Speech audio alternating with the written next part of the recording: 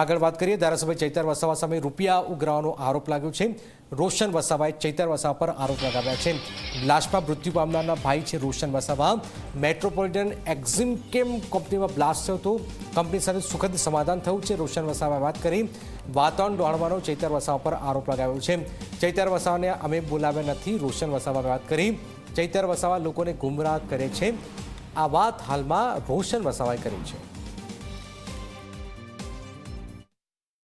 અહીંયા ચેતર વસાવા આવીને જાણી લોકોને ઉશ્કેરે છે, પ્લસ એવી ડિમાન્ડ કરે છે કે ભાઈ મેનેજરને બહાર કાઢો। પણ ભાઈ આ ખાલી પૈસા માટે આવ્યો છે, આ આપણા સમાજ માટે નથી આવ્યો।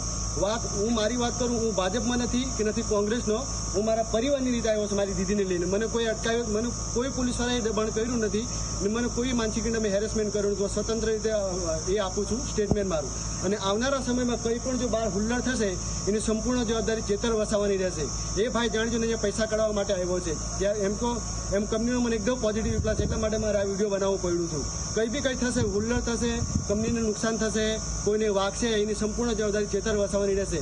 ચેતર વસાવાને મારે સમાજની રીતે એક જ કહેવું છે, ભાઈ હવે તારે હીરો બનવાની કોઈ જરૂર નથી, અમે બધા જાગૃત જ છે કે તારી લપ્પન છપ્પન બધું મૂકી દે અને ઘરે જતો રહે, એટલે અમને શાંતિથી પોતે બી જીવ અને મને બી જીવવા દે। અમને રાઇટિંગમાં આપવા બી કીધું છે કંપનીએ, અને એની જવાબદારી હું જીવું, મારી પાસે પેપર આવશે એટલે હું મીડિયાની સામે અહીંયા આપી દઈશ।